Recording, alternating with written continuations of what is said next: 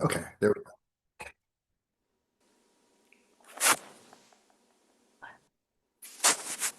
Hi, people.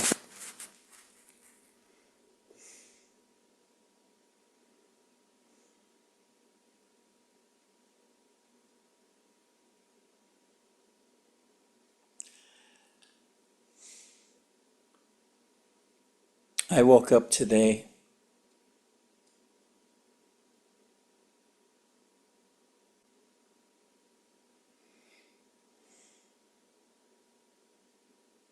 and I'm so happy. Unbelievable happiness. On the verge of being bliss.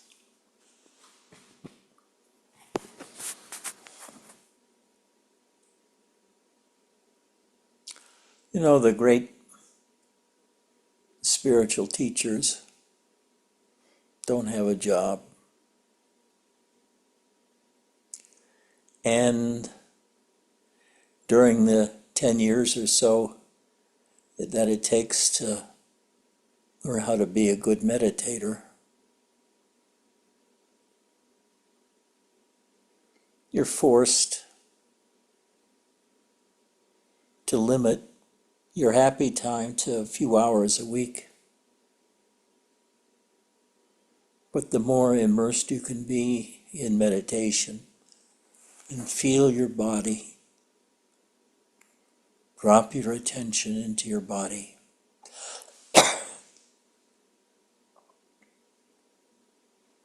Close your eyes or leave it half open. God, I can feel my body now. And it's almost ecstatic. It's hard to describe the feeling because it's not an ordinary one that people talk about. But part of it is the body is very heightened in its experience of itself, and the mind watches this. And the mind, by watching the calmness and the intensity of living existence, becomes absorbed in a kind of harmony with the people around him.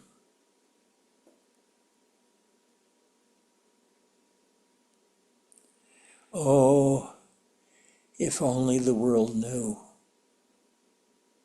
what it was like to live within oneself without running around looking for something or necessary employment. What a peaceful world this would be.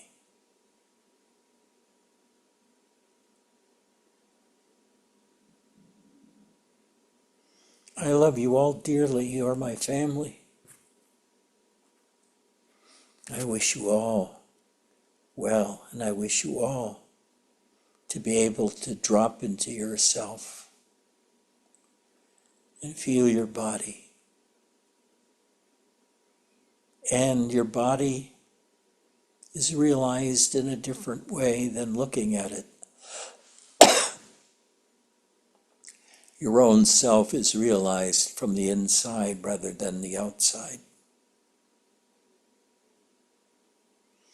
And the bliss that comes is overwhelming. And when it stops and you re-enter everyday life, you carry a trace of it back with you into the world.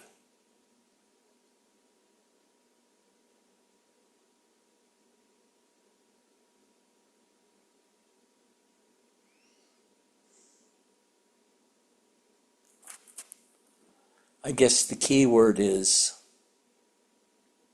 relax. Relax your mind. Relax your body. and dwell in the emptiness inside yourself. The mind takes years to empty. Doesn't happen right away. And the more you do it, the easier meditation begins. Because now you're living the inner life, not the outer life.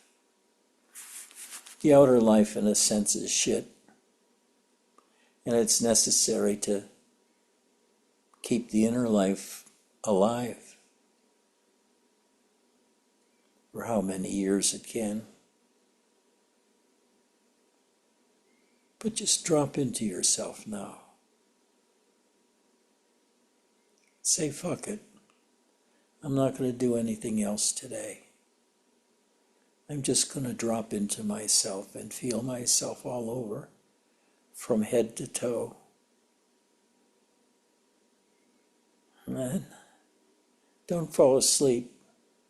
Yeah, it's better to have the eyes half open and staring at a wall or something like that, where there isn't any activity, so you don't fall asleep too easily. Because that's one of the constant distractions from meditation, is falling asleep. But if sleep comes, don't fight it. Just sleep. And when you come awake, continue your meditation.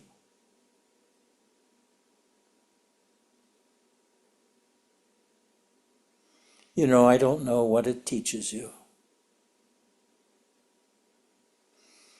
I don't know how it works. I don't know who set up this system. I don't know how life started on Earth.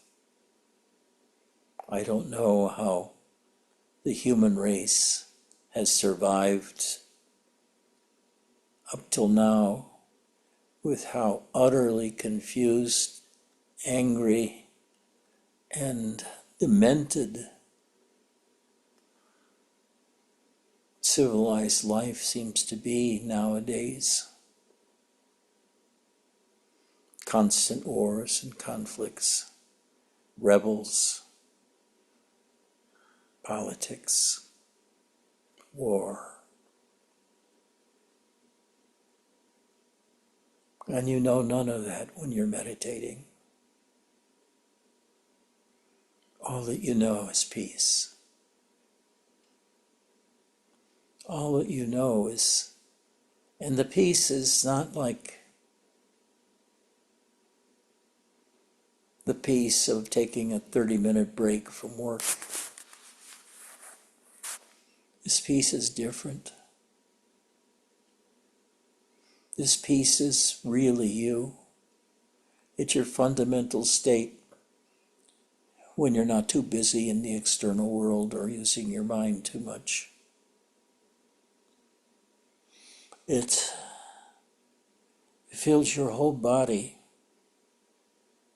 with a kind of awareness or hyper-awareness of the self within. And anybody that tells you there is no self, they haven't experienced it. Half of the world philosophically believes there's no self, that's a word we have to get rid of, because having an idea like the self removes you from the world, I guess. But for me, dropping into meditation is like dropping into a world of self-awareness. And that self-awareness is ecstatic beyond belief, beyond the belief of someone who has not experienced it. And many people have experienced a little of it, and they yearn for more. But the problem is, for most people, we have to work, make a living,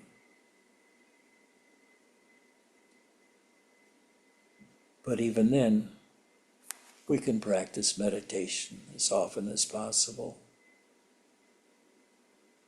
You know, I couldn't wait to retire because the constant interaction with the world always felt like a drag to me, dragging me away from self-awareness. And that self-awareness is so fucking happy. And it's not a happiness like, it's a joy, a silent joy that grips your body in bliss, and your mind stops and just goes within and sort of swallows reality. Reality is only secondary. Primary is the self. There is a self. It's your self. And the body is important to yourself, very important. Without it, you don't have a self, a conscious, live self.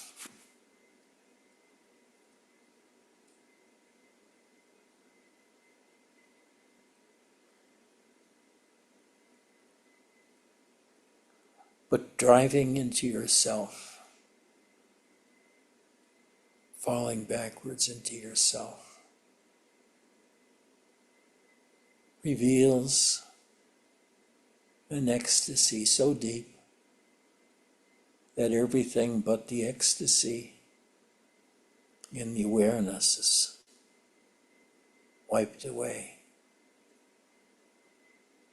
Now,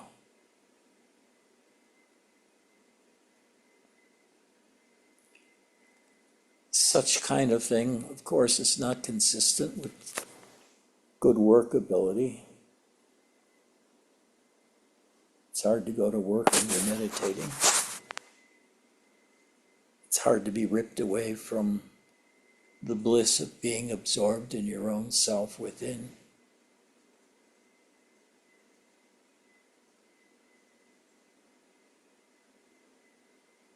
So the tendency of spiritual students that are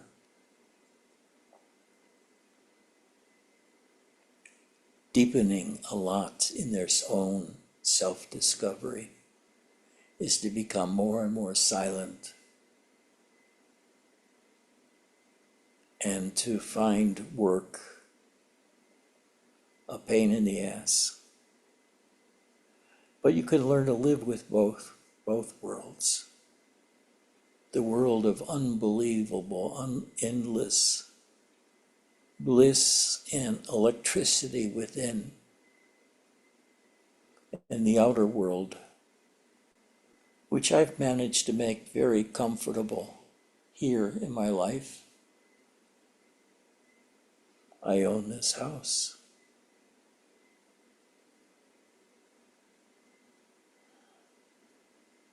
Free and clear. I get Social Security. I have a renter, so I get more money that way.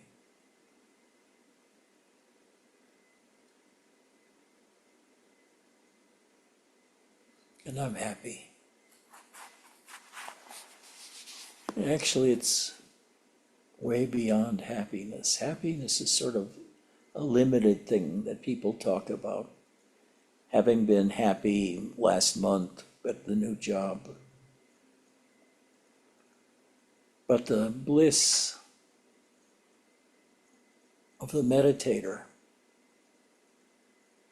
the one who's learned to look into oneself and then identify with that self within and let that be you for a period of time, is beyond expression. The bliss of being lost within one's own self and away from the world is so captivating that monasteries have to practically beat the monks to do things. Because just being alive and experiencing yourself when the self is silent and not being active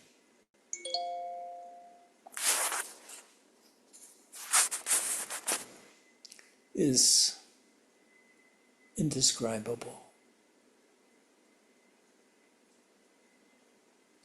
You may feel hits of it after meditating for a few months even, but you really won't know what meditation is like until you've done it for at least a dozen years. And it doesn't have to be formal meditation. It can be called being a bum, and being a bum who doesn't do anything except eat and sleep, because all of the time they're aware of themselves inside. And when you become aware of yourself in the deepest ways, you meet yourself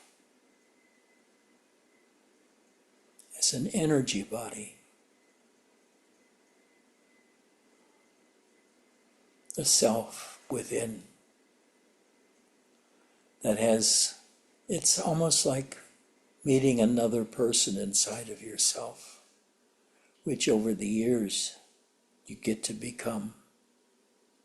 It's like the body is a container of life, and until you've immersed yourself in it, the experience of the body from within over and over and over again, until then, you don't know what happiness can be. Happiness of spirituality is not like the happiness of getting married or getting a good job or having fantastic exercises. It's a kind of happiness that blows you away.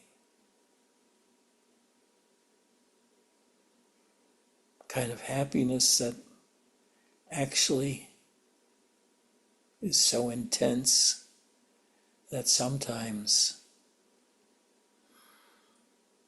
it feels good to get away from it for a while. Back to the ordinary life of being a working person, paying rent, getting married or dating, growing old and infirm.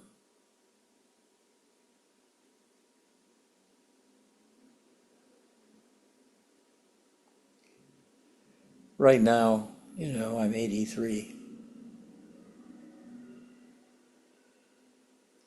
And my body just doesn't want to work that well anymore, but I force it. The thing is, I really need to exercise more and participate in the world a bit better. Because I'm falling apart from disuse. But that's not something you have to worry about until you're in your 70s or 80s.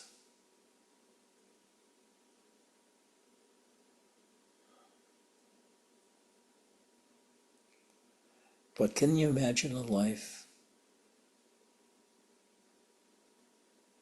where you don't want to go out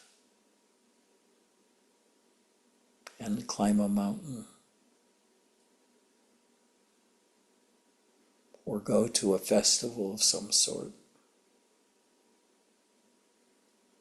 or go out just sightseeing? I still enjoy that from time to time. It's a change. But the self within is a constant giver. of wonder to one's own self. Self-awareness becomes total, and you're wrapped in bliss all the time. But it's more than just bliss. It's more than that. There's more to it than that. You become very calm, and in that calmness, you witness the world and what's going on in the world, and also what's going on in your own self. And in fact, over a period of time, none of that really touches you anymore, because you're at rest in yourself. You abide in your own self.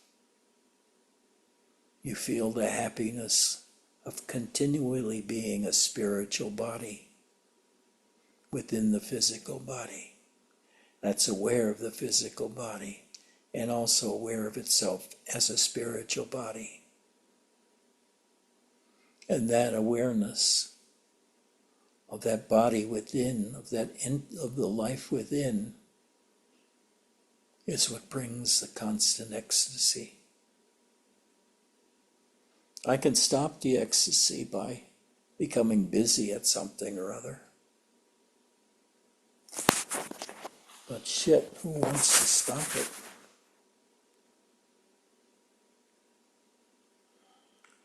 But bliss isn't the only thing that liberation brings. It gets rid of fear.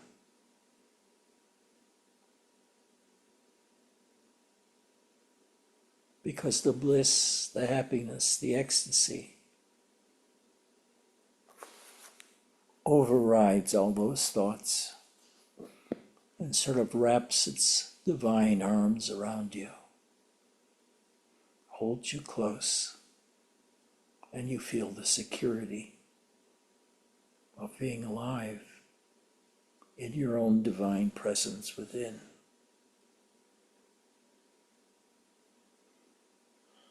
I love you all. And it's a weird kind of love. It's almost not like loving the other, because I know there are no others. We are all the same.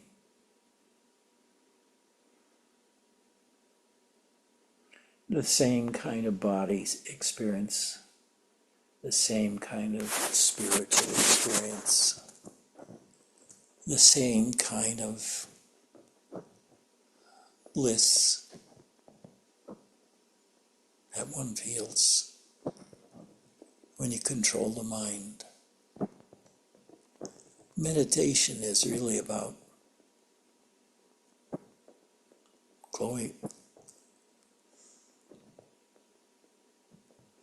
training the mind to dwell on itself and on the body, your own body, and the life within that body. You are that life.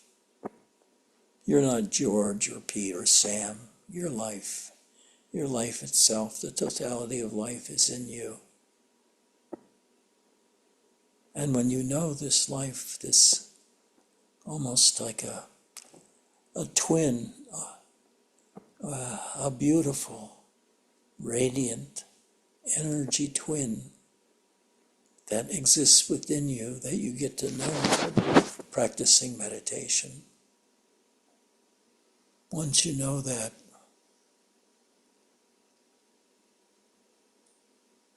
your happiness is permanent.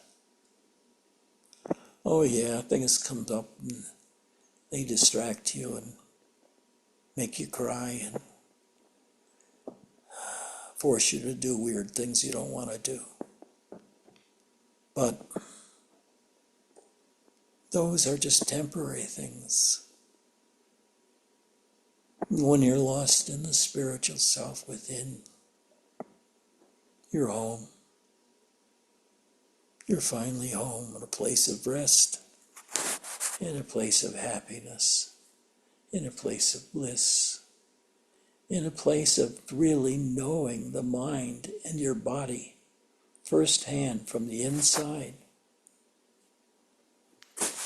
not by reading books about yourself or going to a doctor and getting some medicine.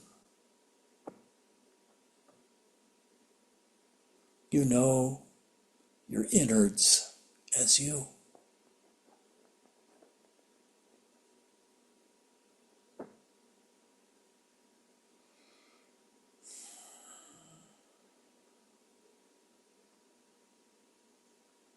Today it's been really hard too.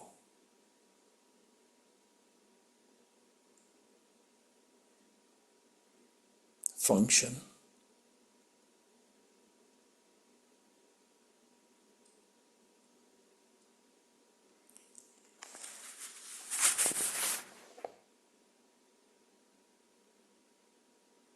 Because I feel such happiness.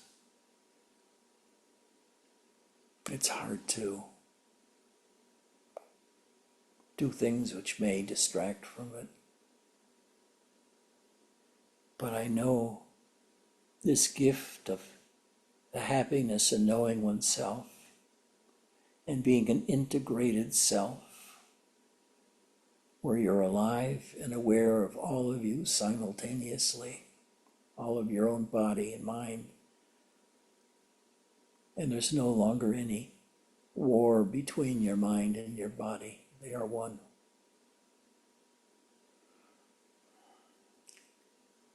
The mind has long since gone into quietude. It's not there with a different 1,000 thoughts, each thought raising a certain emotional response. If you go to a Zen monastery, life is the same day after day after day after day,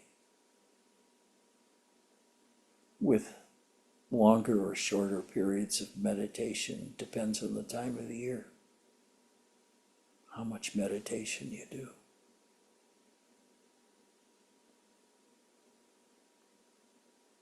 But you don't have to put on your armor, take up a sword, go to war, or even to put on your pants and go to work.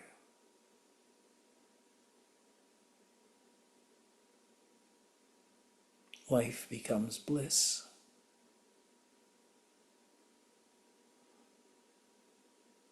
Your body becomes a blissmobile. It's the bearer of your life, of self-discovery, self-awareness, an awareness of the divine within. The divine within. You find your own divinity.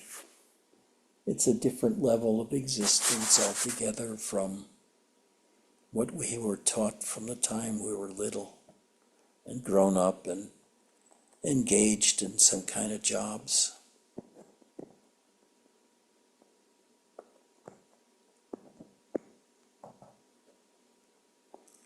I was lucky.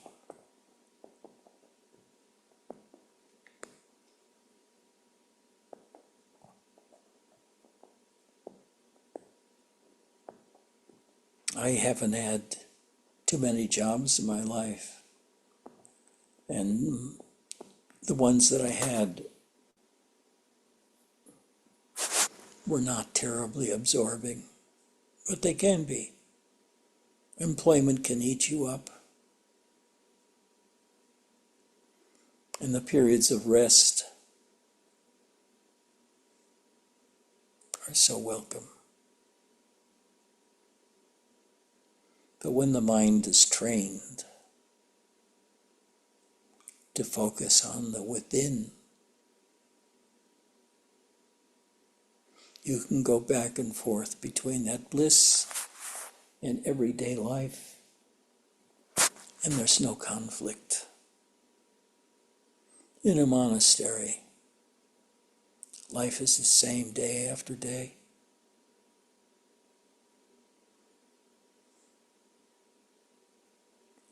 And when you wake up and do the toilet things in the morning that you have to do to look presentable to your own self even,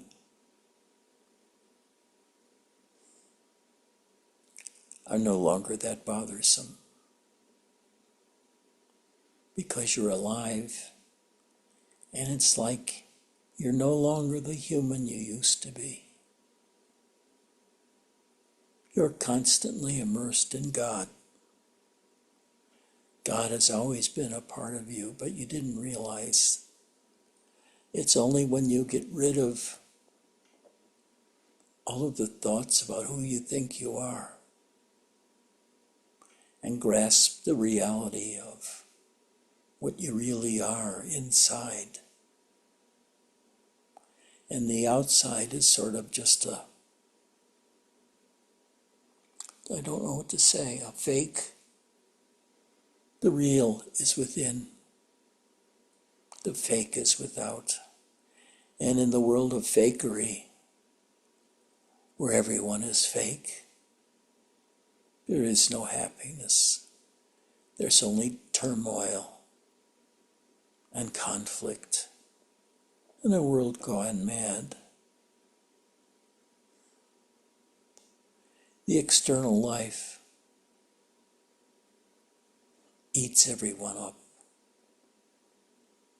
turns them into militaristic pawns, fighting for one thing after another, one nation after another, one civilization against another, one country against another, as well as all the internal conflicts within a country. It's a world of conflict and bumping into each other to define limits of our life.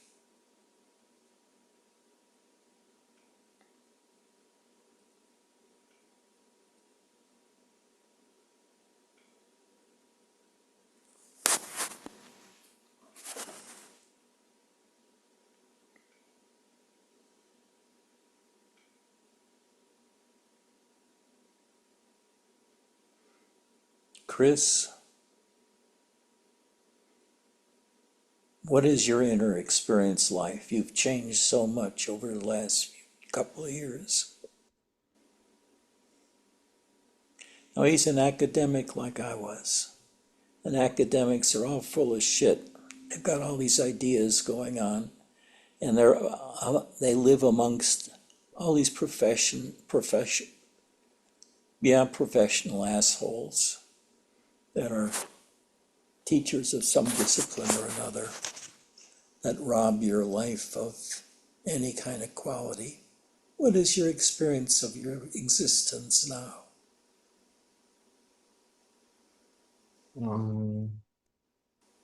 Much quieter. Um,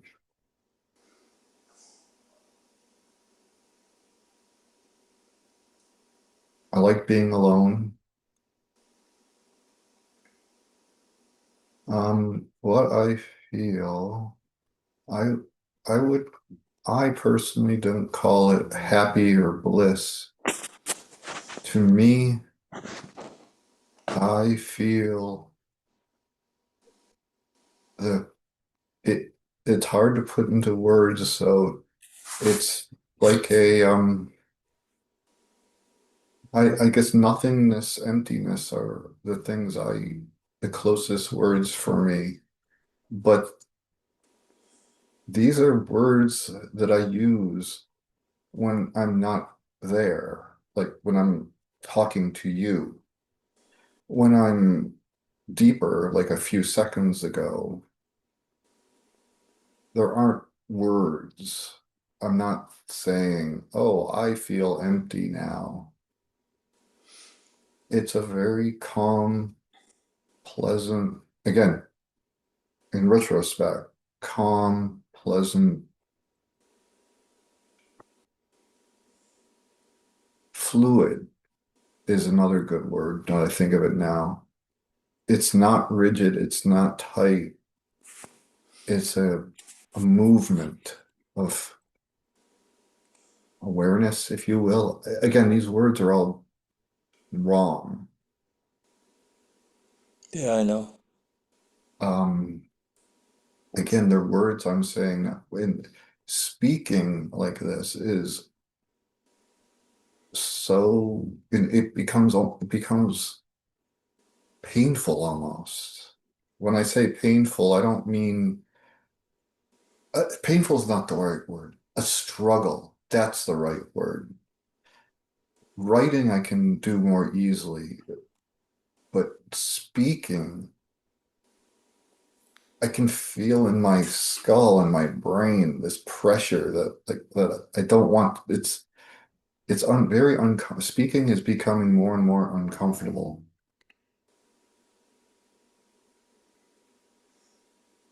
because it's so more effortful than than the relaxation. And your word relax is very good in that it's everything else is kind of happening in the relaxation, where it's nothing intentional, nothing particularly energetic, or it just feels like a full calmness, a fullness, but it's calm and peaceful. Serenity is a good word. Um, and it's more, what's the word? Basic. Um, I'm feeling things in the world through that, in that, less and less and less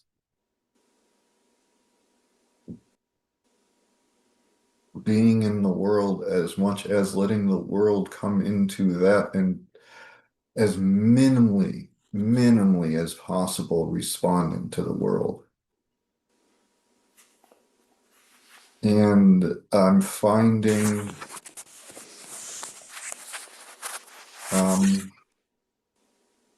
I used to, in conversations in the past, say with Bernadette or someone, I would want to say my piece.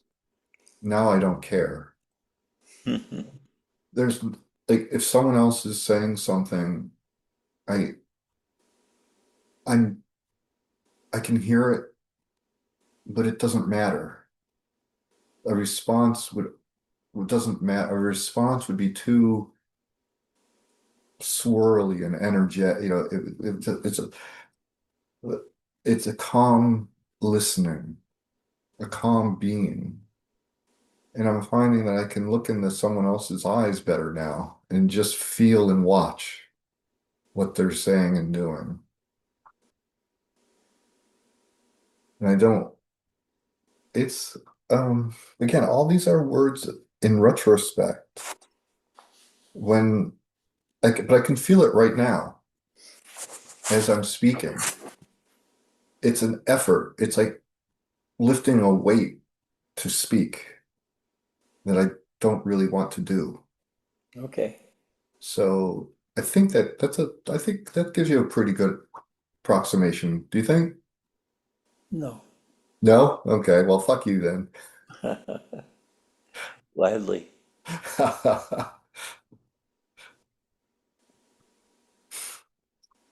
Sink into yourself. But first of all, you have to find that self. And you don't even have to believe that there is a self. What you do have to do, though, is to turn your attention around from facing outside to facing inside. And I spent a long time trying to deal with that by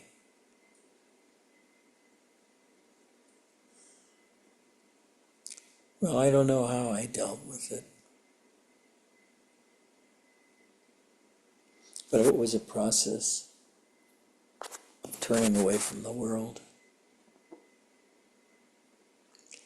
and going within to look for God or something like that, finding the divinity that I felt must be there, but I didn't feel it, and searching for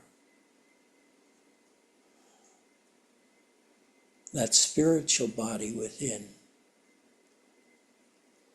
And after a while, you do realize that spiritual body. It's like a ghost within, but it's ever changing in form. Sometimes it's the same as the body, sometimes it's much, much larger. But inside is a different life, descending into one's own self, into that spiritual companion you have within you. Brings you ever closer to God. But I don't mean that as a God that we know, commonly know. But it's like a completely different kind of existence.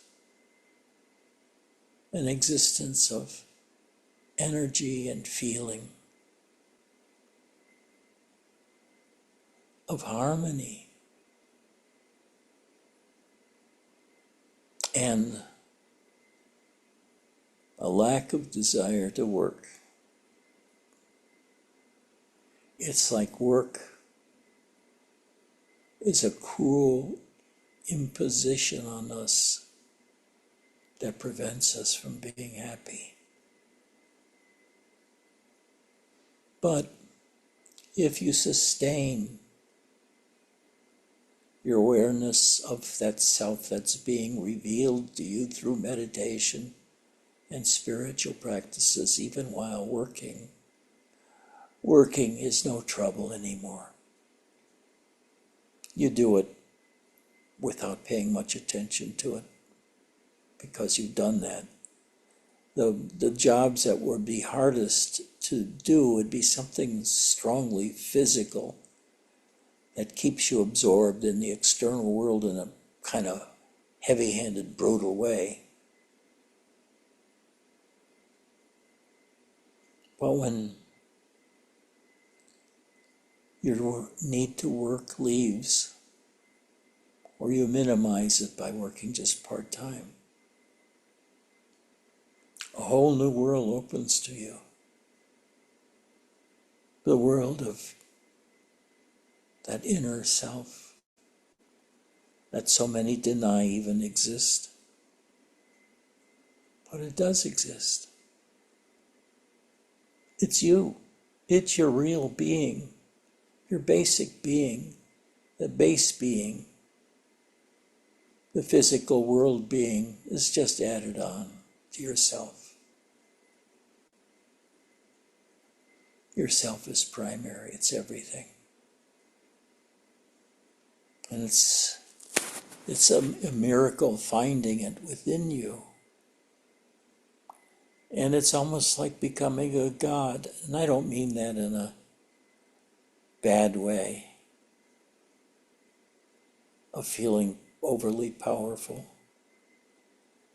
of, I don't know what it is, but it's more developing an ease in one's own physical being, because you realize that physical being is just supporting your own awareness and consciousness, that the body is a tool or a carrier of the self. The self of all, each one of us has the same self. And I don't mean that my self is not different from Jay's self or Eddie's self. But the equipment and the experience is the same in everybody who has discovered that inner self and developed and deepened it until that is the primary self that you pay allegiance to and live through as much as possible. This person becomes lazy as hell because they're absorbed in one's own self. It's like God's gift is to give you life and to live that life from within, not as a carpenter or professional wrestler or an auto mechanic, but live the life within, which transforms you into a spiritual being.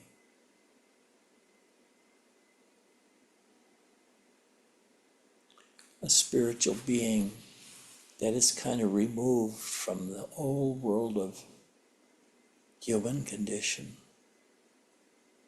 because it's no longer the same person that was there when they were a human doing things, because somehow you become washed free of so much crap and are living fully, even in a very small way, living fully in one's own self.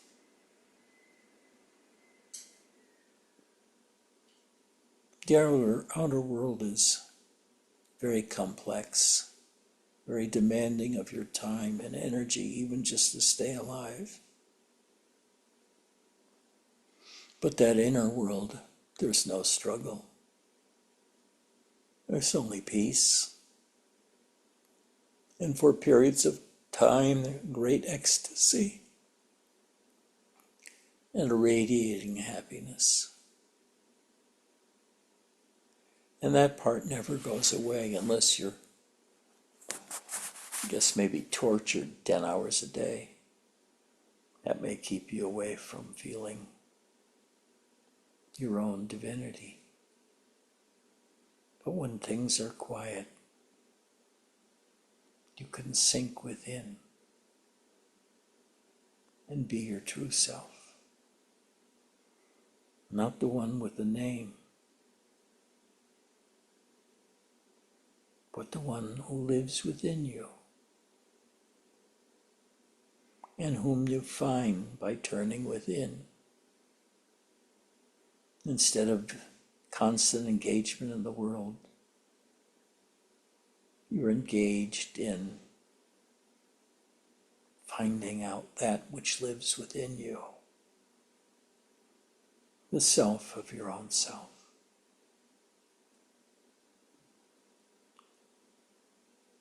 Matter of fact, you probably don't even realize you're on a search for that self. It's only when somebody like me comes along and tells you about it that you realize it's a whole different existence other than the human, normal human individual who is absorbed in family and world. This is a different planet, a different universe than the one who is locked into a job, television, maybe exercise. One who likes quietude, but is fully capable of actions that are necessary to preserve life or the life of another. It's just the preference is to fall within, that emptiness within, which is peace and grace and life. It is godlike, it is spiritual. Then you realize yourself as a spiritual being. No longer the life of the body, but a life of the Spirit. And the Spirit becomes more and more revealed the more you play with it. It's so few of us are born and raised before we lose the life within. Babies really don't like it. As soon as they get outside the mother's body, they scream, they don't like it. Fucking A, who wouldn't be upset to live a life of absolute comfort and joy and then be thrust into the world where you have to eat and your body is subject to destruction and harm?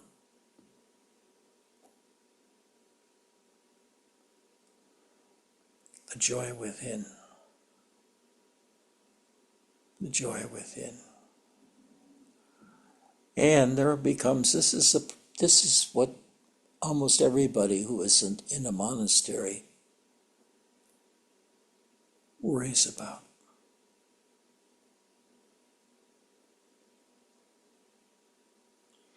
Because they feel so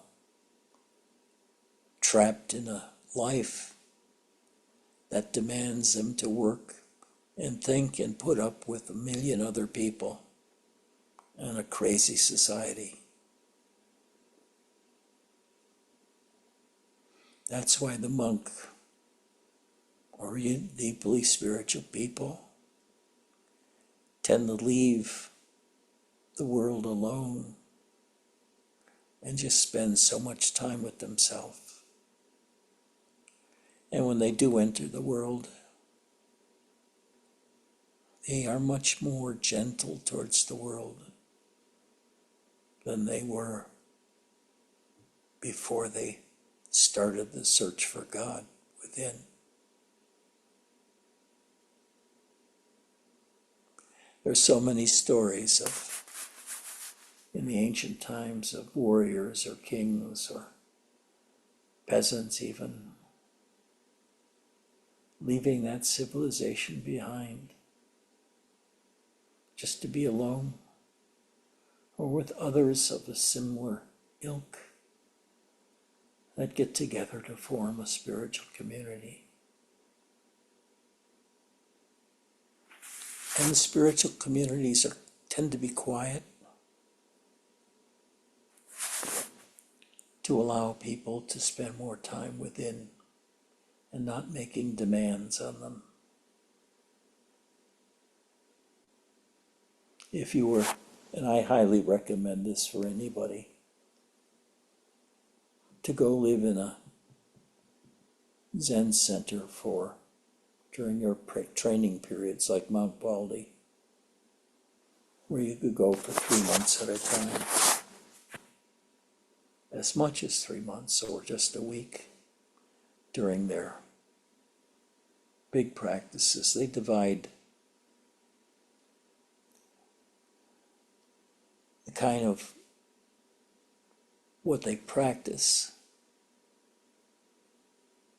as meditation on one side and work on the other, and getting them to work together.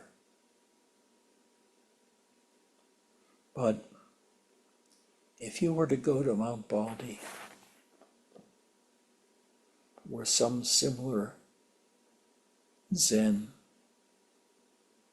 community where they lived doing work in the community or in the Zen community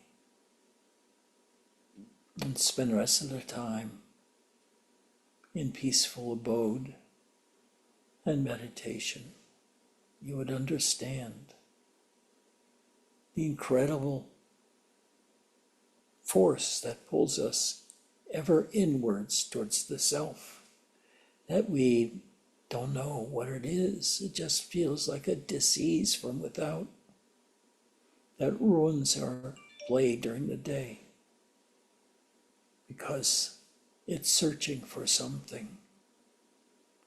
And what it's searching for is to know itself and to find the divine within. And the divine is really an entirely different world of experience. It's a refined form of experience that's different from worldly existence because it attends to only the inner world. The outer world has to take care of itself. You're done with it.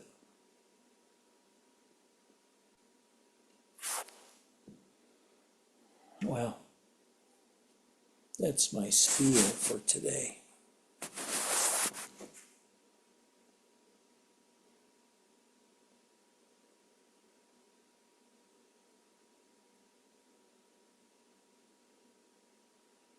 Just sit in quietness now, as long as it lasts for you.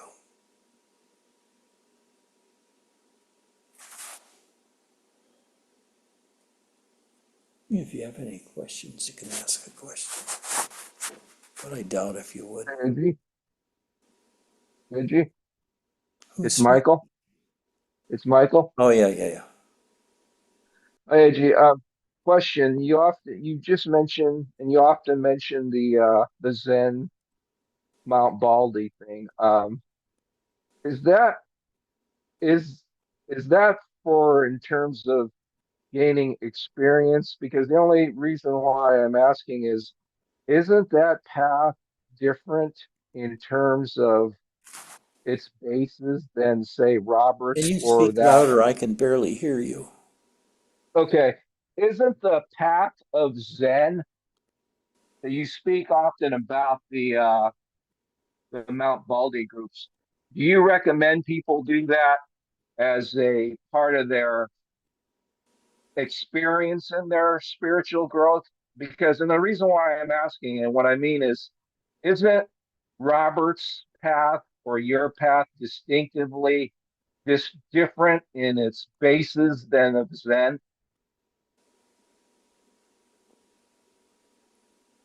Different from what?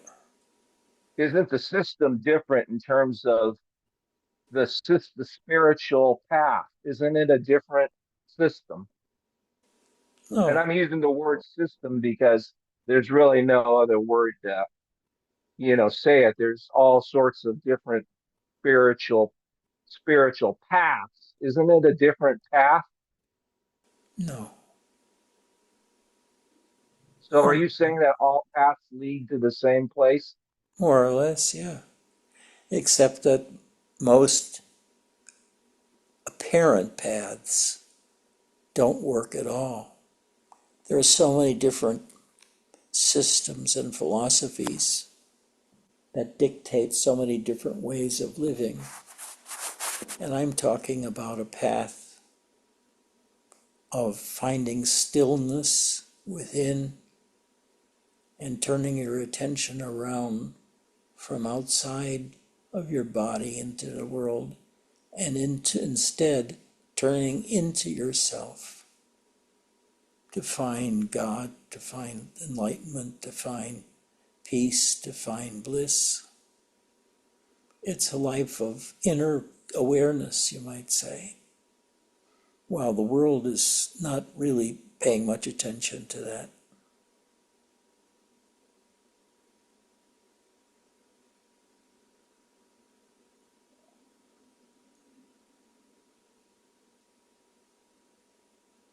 Now they don't teach much about energetics, do they?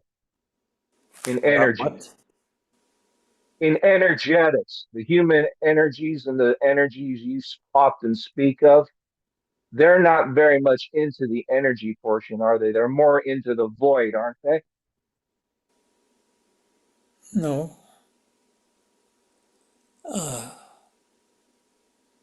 They're What they do want you to do is turn inwards to your inner world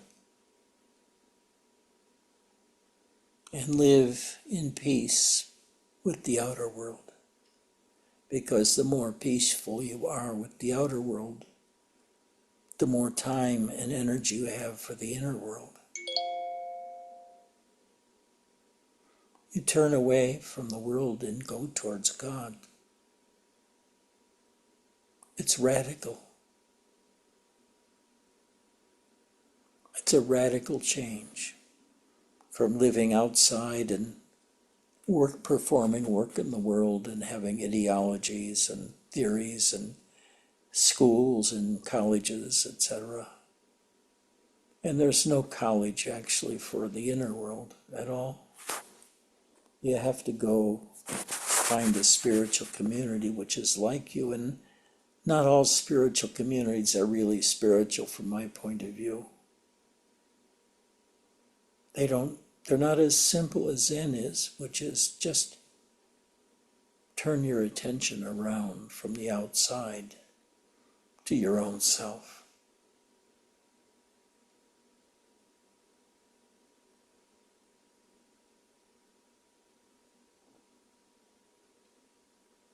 Have you had much experience with Yogananda's group? They have a huge, the self-realization people.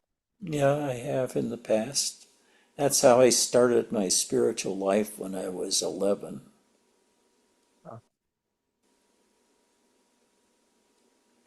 I don't think they're very deep, the ones that Yogananda emphasized meditation, but the ones that I've seen, experienced, are just seem like regular communities that are quiet. They don't seem to have that intensity of searching for God with all of your energy, turning around and exploring yourself.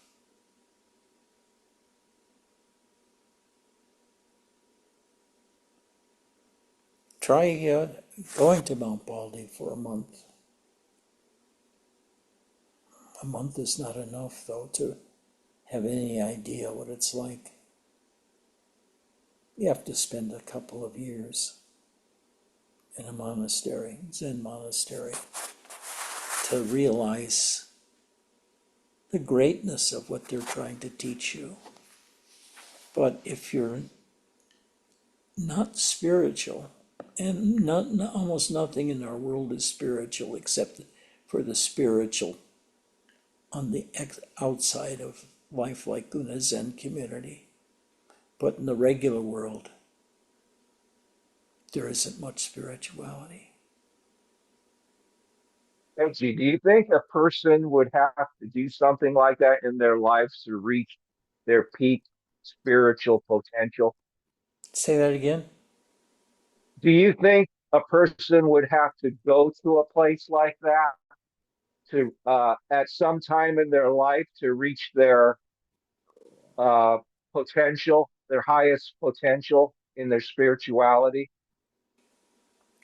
Well,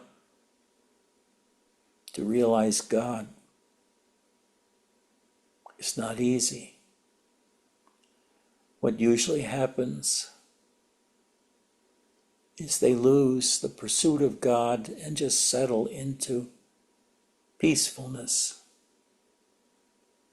And when there's peacefulness, there isn't the continual work towards realizing yourself. You need peace, or at least not being disturbed by the world, to find God. And how various spiritual communities do it is very different. And matter of fact, most of them aren't there with the intent of finding God. And on the general level, even a Zen person would not say that because they don't believe in God or divine, but it's finding one's own self. And that is a radical, radical, radical thing to do. Much more than most people have any idea of how difficult it is and what it takes to find one's own self. And usually it means ending one's search in the world for anything, and you're searching in yourself instead. You never leave yourself, it's always there. The work is always possible, day after day, month after month. And it's only in a spiritual community that supports such efforts at going within and finding things, understanding things from an inner point of view.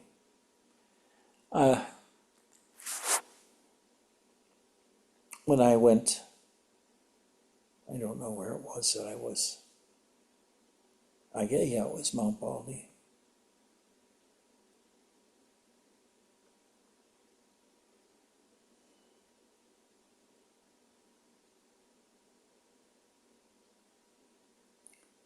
The first koan I got was from a Zen teacher.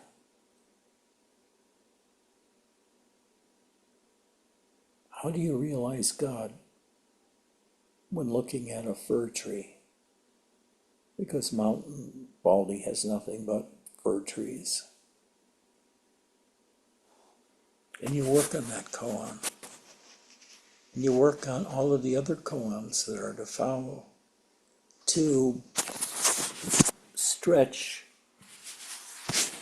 your understanding of yourself, which will change month after month depending upon how much time you spend going within. And you don't need to talk about the various spiritual groups, etc. You find one that seems comfortable to you, grabs you, or you do like I do. You go to one that focuses on meditation as opposed to worship or some other spiritual practice. Meditation is the one that leads you to yourself best.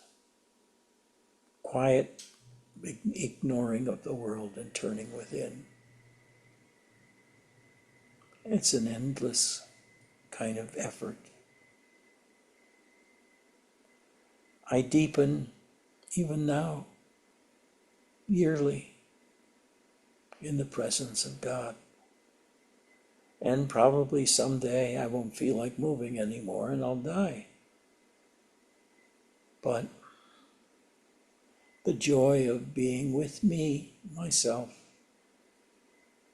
is incredible.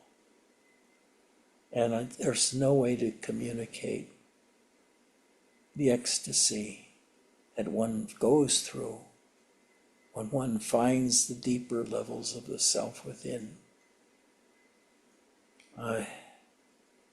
If you have that kind of desire to find yourself, it doesn't matter what your spiritual practices are, you'll be doing that automatically all day long. But then you have to find a place where you can do it. One way is to retire if you have enough money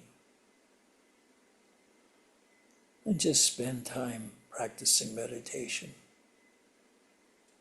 Or you go to like a Zen community. And I'm not familiar with other kinds of spiritual communities and what they practice, or how they practice, or if they meditate, or what kind of meditations they perform.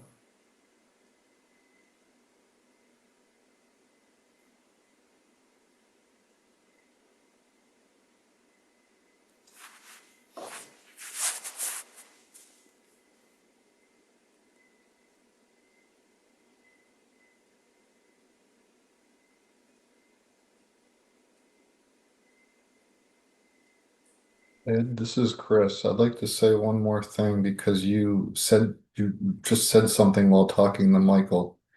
The word harmony. Harmony.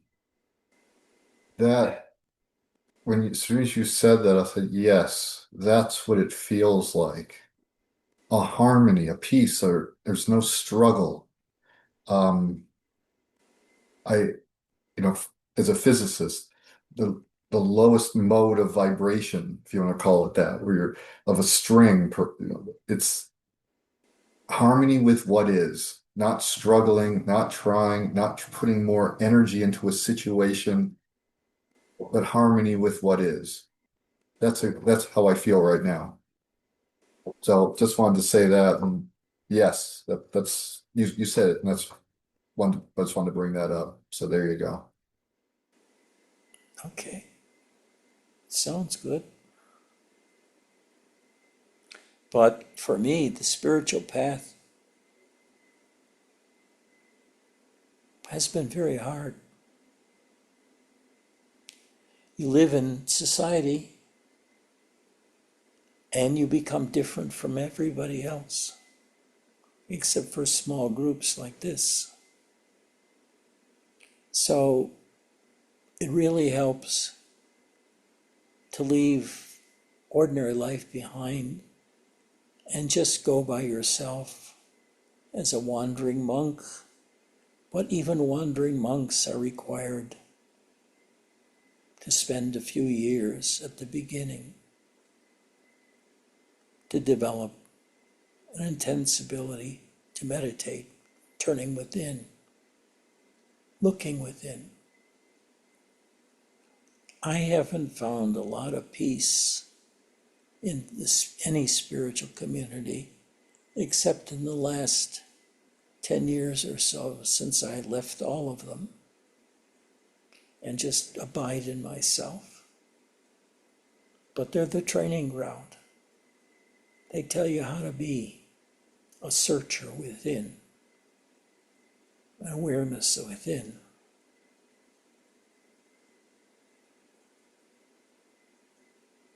And I don't know how other communities do it, if they do it at all. I don't know what a Sufi is like.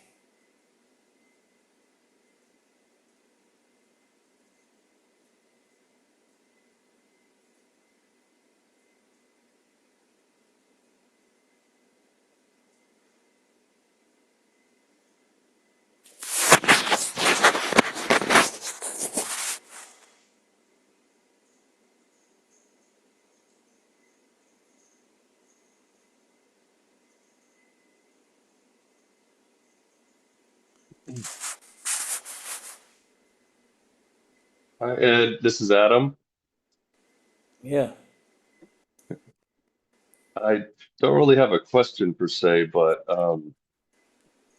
I find it really interesting that you've spoken so much today on kind of our working lives, our work life spirituality balance per se.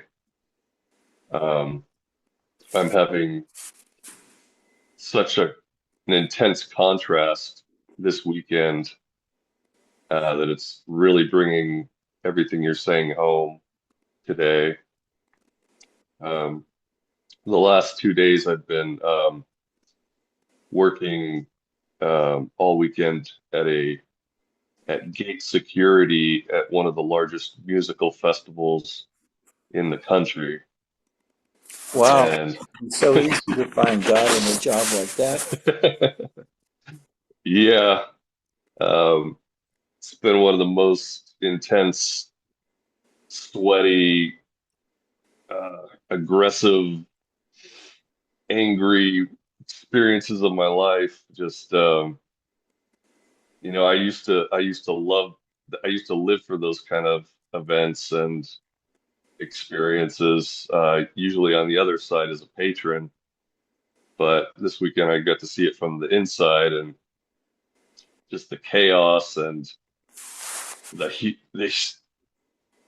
humanity, the crowds, and everybody's stressed out, everybody's hot and tired and angry, and it's just complete chaos.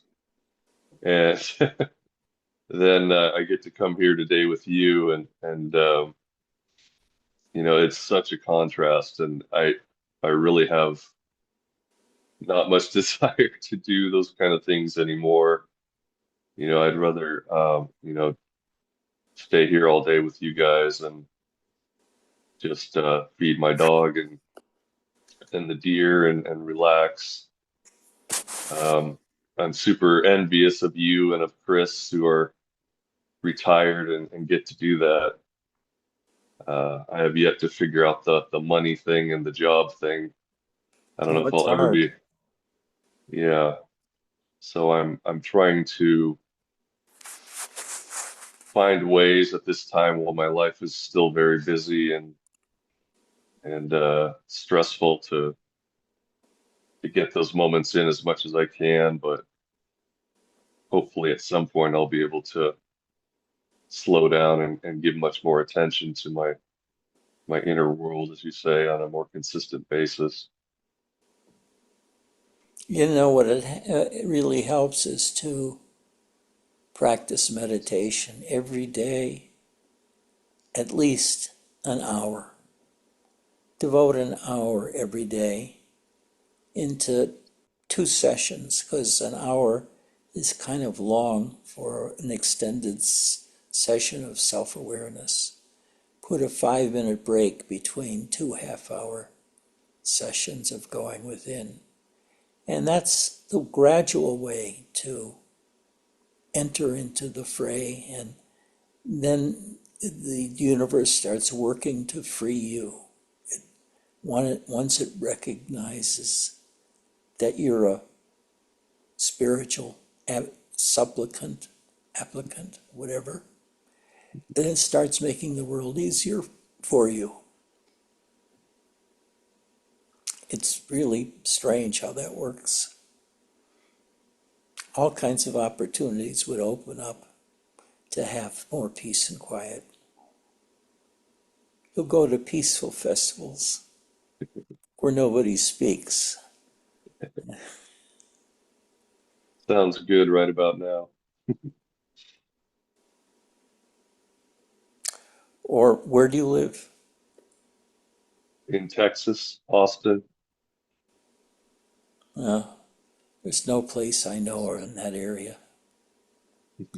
There are a lot of places like in Los Angeles or New York.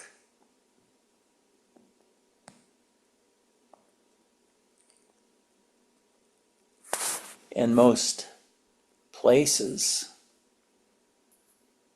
really don't have the explicit intent to turn within and sink within.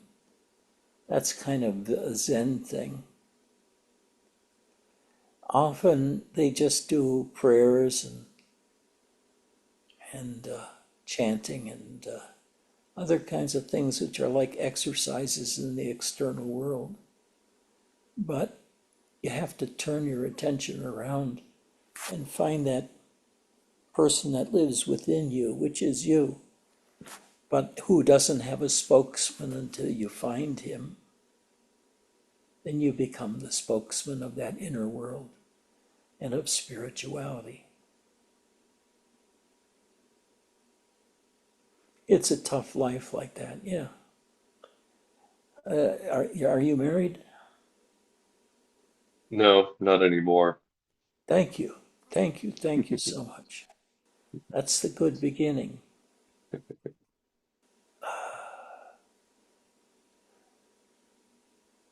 That's a good beginning. Just turn your attention to yourself as much as possible. And after a while, the universe rearranges itself with you in there as one of the players and assigns you a role, which will allow you more ability to escape. If you put on a brown robe, I'm sure you would encounter new experiences at work.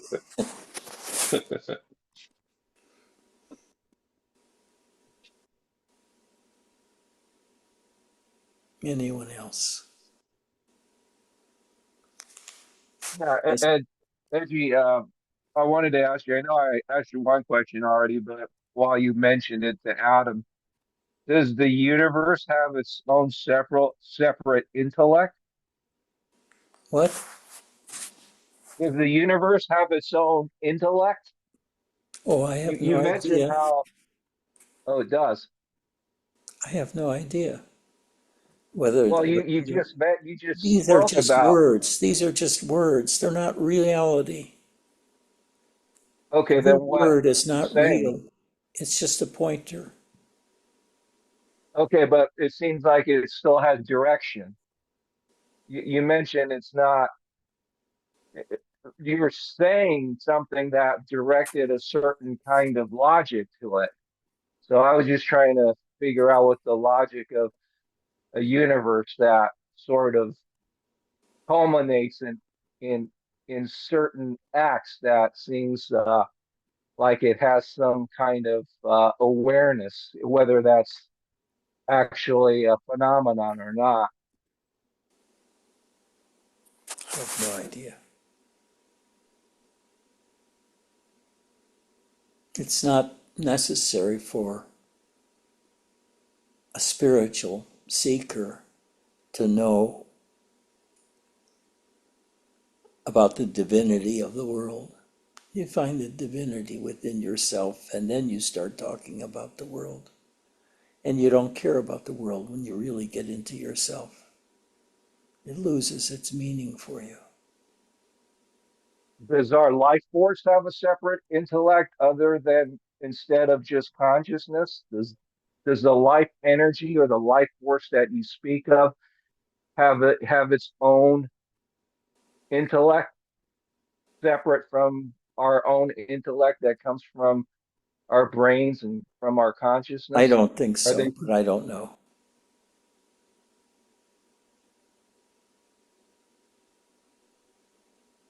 Thank you.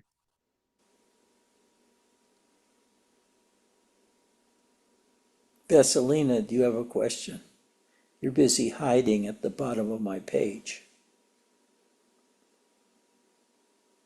Or have you gone to sleep? No, I'm here. Do you have a question? No, I don't have a question. Okay. Okay, I have a question. Well, okay, how do you deal with life, like with external life, when you have a strong desire to, be with yourself and you're more interested in your inner world? This is the struggle of every sincere searcher for the truth of one's own self. It's a constant bother because the world keeps sucking you in and trying to say, do this, be part. Yes.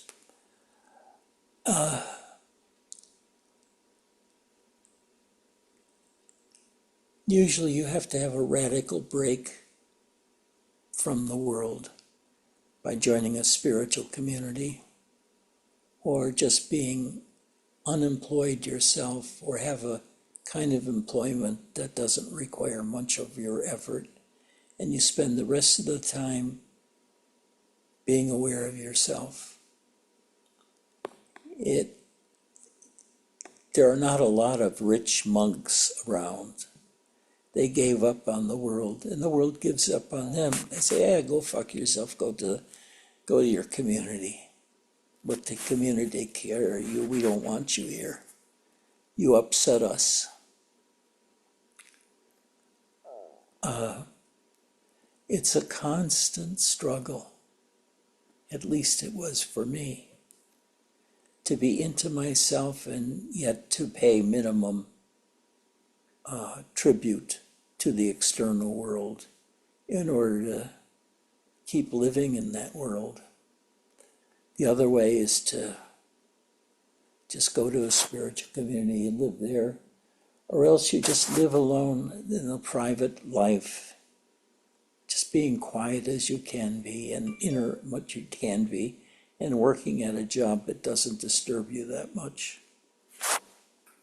And I don't know of any jobs that are like that are readily available, but they're usually jobs that require very little intellect and very little physical activity, so that it becomes a quiet physical outward life, which begins to reflect on your inner life.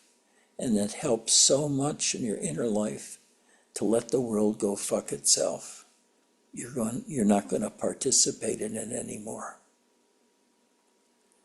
So it's hard, and you sort of have to find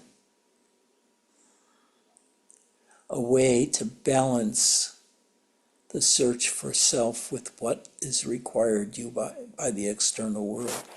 And the less you have to do with the external world, the easier it is to do the former. But it's a balance you have to learn. It's part of the spiritual training you have to go through, is learning how to live in the world and at the same time wish to kiss its ass away. Go fuck yourself, world. Leave me alone. I want to be by myself in peace. You just do that as much as possible. Meditate as much as possible, and look for a kind of work that doesn't require a lot of intellect or a lot of energy. One you could do with barely being awake. So it'll be a highly paid job making $3 an hour somewhere. It's been the main problem of my life for many years, is how to reach a balance. And I don't really have many answers for that. It's the external world around us is not meant for spiritual people.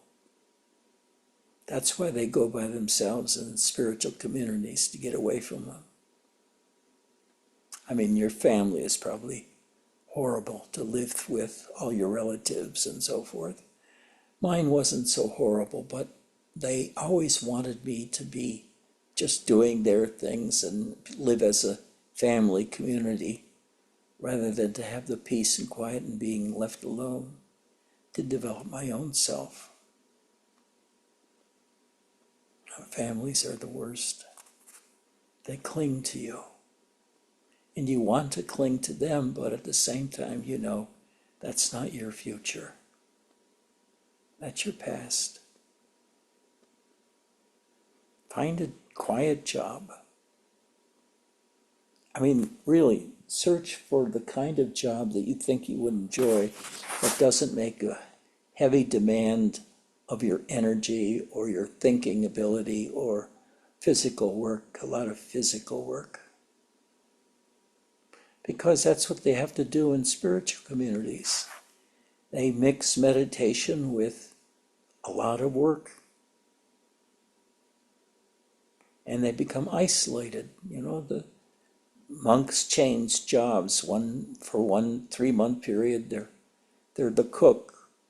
For another 3-month period, they do something else. And for another 3-month period, they do a third thing. But the community supports you. But generally, in the West, you're required to pay money for that kind of thing instead of, you have to become a member of that community before you're not a paying member anymore. Even the spiritual communities nowadays require you to pay them to maintain themselves, rather than for them to give you the space to find yourself. They've got to be in the world and, live in the world, which requires efforts that of the various people within. So there's a demand for them too to not be peaceful, but to interact with the world. It's not an easy job to find out that balance for yourself. But I think what you're doing, the way you're doing it, so far has proven to be the right one for you. Maybe you'll find a lot of gold.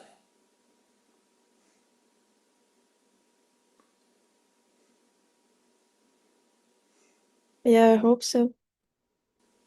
No, I actually don't really care. I just want to live and to survive somehow. Yeah.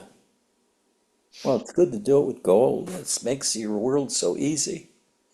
That's what is about $500 an ounce, or is it up to a couple thousand now? It's a couple thousand for an ounce. It's around 3,700 an ounce. Wow. It's just off the charts. Wow. When I was young, it was $35 an ounce. So was I. So was I. I was younger when you were younger. Yeah. When did it change? Uh, When was it loosened from? uh, oh, Jesus. Many years, a long time ago, it Was went, it? I don't know, went, I'm not really sure, but somehow it just exploded. Um, something, some economic, I forget. you know, I thought a it free was fall. Nixon. Yeah, maybe something went into free fall, and then everybody went after gold, and then it just kept going It crazy. was Nixon that took us off the gold standard back in Okay. the 70s. Okay. But You could become a gold miner, Messalina. Go looking for and find gold everywhere. You have a golden touch. Okay. I love you all. You know, spend a lot of time, every one of you, as much as you can in quietness, in peacefulness, just being by yourself, and maybe meditate and maybe just be quiet to yourself. Slow your life down, because it makes this contemporary society makes so many demands of you just to exist within it peacefully. What you have to go through, 12 years of education, followed by another 4 or 5 or 6 years of advanced education, which are very hard years. And then you go to work at a job that requires you to do all kinds of things other than focusing on yourself. If you can find a job that's gentle like that, that helps too. But I never found one that lasted very long. I had a lot of unemployed years, drifting from one Zen community to another.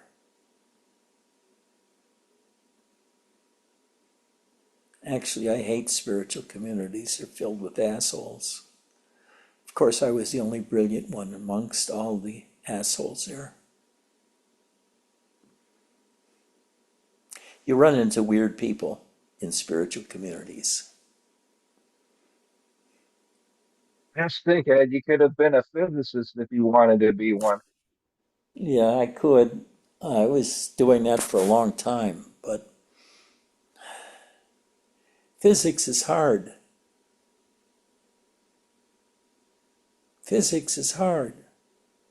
Struggling to understand that which does not exist existentially is hard. Being a mathematician is hard. You're concentrating all the time, exercising the mind. And what you want to do is just have the mind turn within and relax.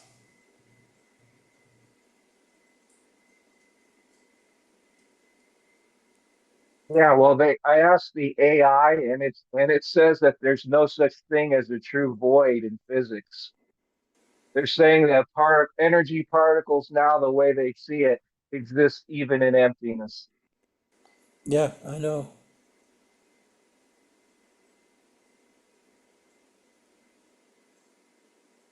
Okay. I love you all.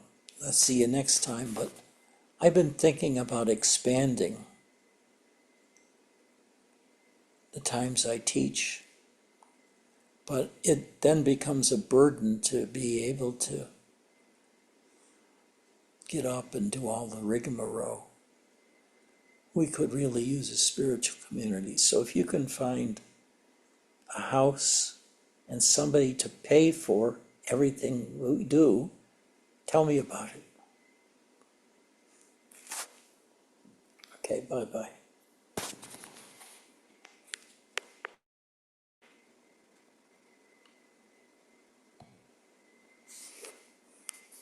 I can't leave. It won't let me leave. Oh, there we go.